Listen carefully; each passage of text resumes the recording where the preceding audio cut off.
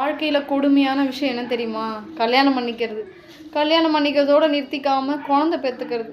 அதுவும் ஒன்றே போதும்னு பெற்றுக்காம அதுக்கு மேலேயும் சொந்தக்காரங்க சொல்கிறாங்க, அவங்க சொல்கிறாங்க, இவங்க சொல்கிறாங்க.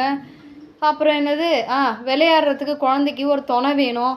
இதெல்லாம் கேட்டு மட்டும் தயவு செஞ்சு இன்னொரு குழந்தைய பெற்றுடாதீங்க. என்னால் முடியாத மாதிரி ஒரு வேளை உங்களால் முடியும்னா 10 கூட பெற்றுக்கோங்க, வச்சு காப்பாற்றிக்கோங்க. அப்படி இல்லைன்னா தயவு செஞ்சு என்ன மாதிரிலாம் யாரும் கஷ்டப்படாதீங்க. என்னால் சுத்தமாக முடியவே இல்லை. டெய்லி அழுகுறேன். ஒரு நாள் 2 நாள் இல்லை, சுத்தமாக நைட்டில் தூக்கமே இருக்க மாட்டேங்குது. பெரியவங்க சொல்லும்போதெல்லாம் புத்தியே வரல. நாங்கள்லாம் அந்த காலத்தில் எப்படி குழந்தைய வளர்த்தோன்னு ஒரே கேள்வி கேட்குறாங்க. ஆனால் அப்போ இருந்த காலகட்டம் வேறு. எல்லாம் கூட்டு குடும்பமாக வாழ்ந்தாங்க.